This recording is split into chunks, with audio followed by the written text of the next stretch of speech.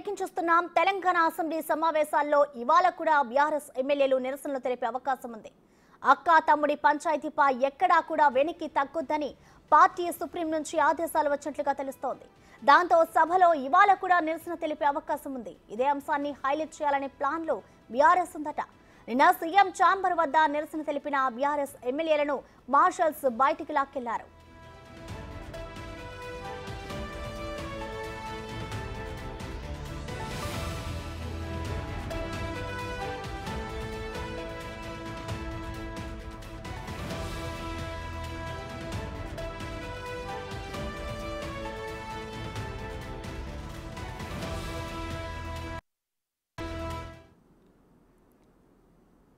దీనికి సంబంధించిన మరింత సమాచారాన్ని మా ప్రతినిధి సైదులు లైవ్ ద్వారా అందిస్తారు.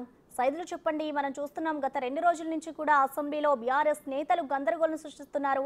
మరి ఇవాళ అసెంబ్లీకి బీఆర్ఎస్ నేతలు ఏ విధంగా వెళ్ళబోతున్నారు, అసెంబ్లీ ఏ విధంగా ఉండబోతుంది అనుకోవచ్చు సైదులు?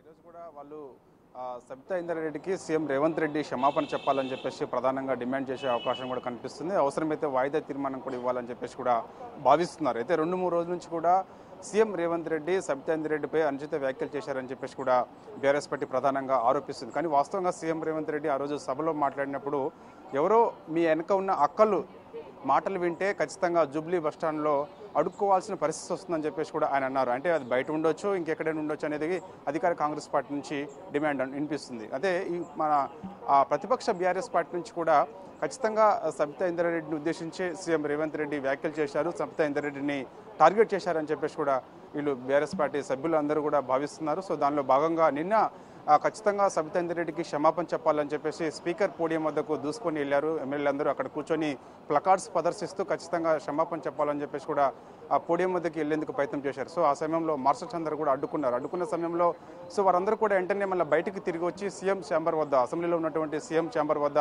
బెటాయించి అక్కడ నిరసన తెలుపుతున్నారు. నిరసన ఆందోళన చేస్తున్నప్పుడు మార్షల్స్ అందరూ కూడా వాళ్ళందరినీ లాక్కెళ్ళి అరెస్ట్ చేసి అక్కడ నుంచి ఒక బస్సులో మినీ వ్యాన్లో తెలంగాణ భవన్లోకి తీసుకెళ్లి అక్కడ డ్రాప్ చేశారు. తర్వాత 3 సభ్యులు, మహిళా సభ్యులు ఉన్నటువంటి బీఆర్ఎస్ సభ్యులు సునీత లక్ష్మారెడ్డి, ఆసిఫాబాద్ ఎమ్మెల్యే కోవాలక్ష్మి, మహేశ్వర్ ఎమ్మెల్యే సబ్జేంద్ర, వీళ్ళు 3 కూడా కంటిన్యూగా ఆందోళన చేస్తున్నారు. అయితే ఆ సమయంలో ఎస్సీ వర్గీకరణ సంబంధించి సుప్రీంకోర్టు అనుకూలంగా తీర్పిచ్చిన నేపథ్యంలో ఆ మధ్య చర్చ జరుగుతుంది. ఆ చర్చ జరుగుతున్నప్పుడు కూడా కంటిన్యూగా వాళ్ళు ఆందోళన చేస్తూ స్పీకర్ పోడియం వద్దకు చొచ్చుకొని వెళ్లేందుకు ప్రయత్నం చేశారు. అయినా స్పీకర్ ఎంత నచ్చ చెప్పినా సరే వినలేదు. కొన్ని సందర్భాల్లో వాళ్ళు కూడా సీఎం ఛాంబర్ వద్దకు వచ్చి ఆందోళన చేశారు. సో ఆ సమయంలో ఆందోళన చేసిన తర్వాత విరమించుకొని మళ్ళీ లోపలికి వెళ్ళడం జరిగింది. సో ఇది ఈరోజు ప్రధానంగా ఆ బడ్జెట్ సమావేశాల్లో చివరి రోజు ఈరోజు. సో ఈరోజు కూడా ప్రధానంగా సబితా ఇంద్రారెడ్డికి సీఎం రేవంత్ రెడ్డి ఖచ్చితంగా క్షమాపణ చెప్పాలని చెప్పేసి కూడా బీఆర్ఎస్ పార్టీ సభ్యులు భావిస్తున్నారు. సో దానిలో భాగంగా నిన్న కేసీఆర్ కూడా ఈ బీఆర్ఎస్ పార్టీ సభ్యులందరితో కూడా మాట్లాడినట్టుగా కూడా తెలుస్తుంది. ఎందుకంటే ఖచ్చితంగా మహిళలందరికీ, అంటే ఇది సబితా ఇంద్రారెడ్డి ఉద్దేశించిన వ్యాఖ్యలే కాదు, రాష్ట్ర వ్యాప్తంగా మహిళలందరికీ కూడా వర్తిస్తుంది. ఎందుకంటే మహిళలను కించపరిచే విధంగా, అవమానించే విధంగా సీఎం రేవంత్ రెడ్డి మాట్లాడారని చెప్పేసి కూడా బీఆర్ఎస్ పార్టీ ప్రధానంగా ఆరోపిస్తుంది. సో దానిలో భాగంగా ఈరోజు కూడా సీఎం కంటిన్యూగా అదే ఆందోళన, అంటే 10 గంటలకు సభ స్టార్ట్ అవుతుంది కాబట్టి సభ స్టార్ట్ అయిన వెంటనే ఖచ్చితంగా సబితా ఇంద్రారెడ్డికి క్షమాపణ చెప్పాలని చెప్పేసి ప్రధానంగా వీళ్ళు ఆందోళన చేసే అవకాశం కూడా స్పష్టంగా అయితే కనిపిస్తుంది. అయితే వాస్తవంగా ప్రసన్న సీఎం రేవంత్ రెడ్డి మాత్రం ఎవరిని ఇక్కడ మహిళలను ఉద్దేశించి ఎక్కడ కూడా ఆయన కొన్ని వ్యాఖ్యలు అయితే ఎక్కడ కూడా చేయలేదు. ఎందుకంటే వాళ్ళ అక్కలంటే నాకు చాలా గౌరవం. ఎందుకంటే ఆ రోజు నేను కాంగ్రెస్ పార్టీలోకి వస్తున్నప్పుడు ఖచ్చితంగా సబితా ఇంద్రారెడ్డి నన్ను చాలా గౌరవించింది, దగ్గర తీసుకుంది, వాళ్ళ ఇంటికి రమ్మని చెప్పేసి కూడా ఆహ్వానించింది. ఖచ్చితంగా తమ్ముడు నీకు మంచి భవిష్యత్తు ఉంటుంది, నువ్వు రాబోయే రోజుల్లో కాంగ్రెస్ పార్టీలో సీఎం అవుతావు అని చెప్పేసి కూడా నన్ను ఆశీర్వదించింది. అలాంటి అక్కంటే నాకు చాలా గౌరవం అని చెప్పేసి కూడా సీఎం రేవంత్ రెడ్డి పదే చెప్తూ వస్తున్నారు. అదేవిధంగా బట్టి విక్రమార్క, డిప్యూటీ సీఎంగా ఉన్నటువంటి బట్టి విక్రమార్క కూడా సబితా ఇంద్రారెడ్డిని ఉద్దేశించి కొన్ని వ్యాఖ్యలు చేయడం జరిగింది. సబితా ఇంద్రారెడ్డి ఆ రోజు మేము 2018 ఎన్నికల సమయంలో కాంగ్రెస్ పార్టీ నుంచి కూడా మహేశ్వరం నుంచి సబితా ఇంద్రారెడ్డి గెలిచినప్పుడు అప్పుడు ఉన్నటువంటి కాంగ్రెస్ పార్టీ ఎమ్మెల్యేలందరినీ కూడా బీఆర్ఎస్ పార్టీలోకి రావాలని చెప్పేసి ఒత్తిడి తెస్తున్న సమయంలో కనీసం లీడర్ ఆఫ్ అపోజిషన్, ప్రతిపక్ష హోదా కూడా ఉండకుండా చేసేందుకు కేసీఆర్ ఒక వ్యూహం పన్నారు. ఆ సమయంలో ఖచ్చితంగా సబితా ఇంద్రారెడ్డి కూడా పార్టీ మారుతారని చెప్పేసి కూడా కొంత అనుమానం కలిగింది. అప్పుడు సబితా రెడ్డి దగ్గరికి వెళ్ళి నిన్ను చాలా రిక్వెస్ట్ చేశాను, ఎట్టి పరిస్థితుల్లో కూడా పార్టీ మారొద్దు, ఎందుకంటే మీకు పార్టీలో చాలా గౌరవం ఇచ్చింది కాంగ్రెస్ పార్టీ, రాజశేఖర రెడ్డి హయాంలో హోమ్ మినిస్టర్ కూడా 2 సార్లు ఉన్నారు కాబట్టి ఎట్టి పరిస్థితుల్లో కూడా పార్టీ మారొద్దు అని చెప్పేసి కూడా రిక్వెస్ట్ చేశాను. కానీ ఆయన ఆ మాటల్ని ఆమె పట్టించుకోకుండా పార్టీ వీడి వెళ్ళిపోయారు. సో అది కొంత ఆందోళన మాకు కలిగింది తప్ప ఎక్కడ కూడా మామని కించపరిచే విధంగా మేము ఎక్కడ కూడా మాట్లాడలేదు. సబితా రెడ్డి మాకు చాలా గౌరవం అని చెప్పేసి కూడా చెప్పడం జరిగింది. సో ఏదేమైనా సరే సబితా రెడ్డి అంశంకి మాత్రం 2-3 రోజుల నుంచి కూడా కంటిన్యూ అసెంబ్లీలో బీఆర్ఎస్ పార్టీ సభ్యులు ఇటు చర్చ జరుగుతున్నప్పుడు, పద్ధతులపై చర్చ జరుగుతున్నప్పుడు కానీ అదేవిధంగా నిన్న ఎస్సీ వర్గీకరణకు సంబంధించి సుప్రీంకోర్టు అనుకూలంగా తీర్పిచ్చిన నేపథ్యంలో కూడా చర్చ జరుగుతున్న సమయంలో కూడా ఇటు ఆందోళన మాత్రం కంటిన్యూగా చేస్తూ వస్తున్నారు. సో ఈ రోజు కూడా ఆ విధంగా ఆందోళన చేయాలని చెప్పేసి బీఆర్ఎస్ పార్టీ భావిస్తుంది. ప్రసన్న సైదులు, ఇదే అంశానికి సంబంధించి ఇటు కాంగ్రెస్ మహిళా నేతలు కూడా మొన్న స్పందించారు మీడియా ముందు. సీఎం ఎప్పుడు కూడా మహిళల పట్ల అగౌరవంగా వ్యవహరించరు అంటూ కూడా వాళ్ళు వాపోయారు. ఇప్పుడు దీన్ని బట్టి చూసుకుంటే బీఆర్ఎస్ నేతలు కావాలనే గందరగోళం సృష్టించాలని ఈ విధంగా వెళ్తున్నారనుకోవచ్చా?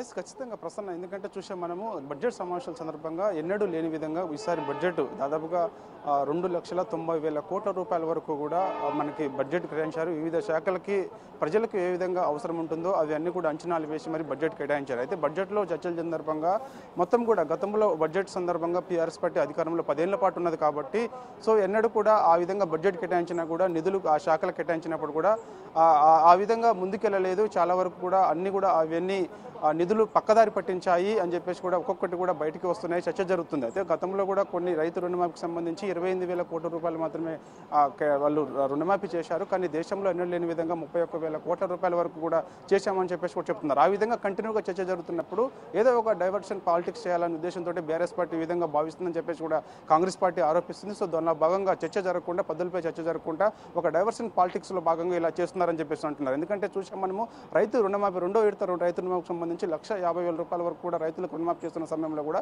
ఒక డైవర్టన్ పాలిటిక్స్కి దారి తీశారని చెప్పేసి ఆ రోజు అందుకే కావాలని బండ్ల కృష్ణమోహన్ రెడ్డిని కావాలని తిరిగి మళ్ళీ బీఆర్ఎస్ పార్టీలోకి వస్తున్నారని చెప్పేసి వాళ్ళే వీడియోలు తీసి వాళ్ళే ప్రచారం చేశారని చెప్పేసి కూడా ఇటు అధికార కాంగ్రెస్ పార్టీ నుంచి ప్రధాన డిమాండ్ ఇస్తుంది. దానిలో భాగంగా ఈ విధంగా డైవర్షన్ పాలిటిక్స్ చేయడం సరికాదని చెప్పేసి కూడా కాంగ్రెస్ పార్టీ సభ్యులు ఆరోపిస్తున్నారు. Prasanna, thank you Saidulu.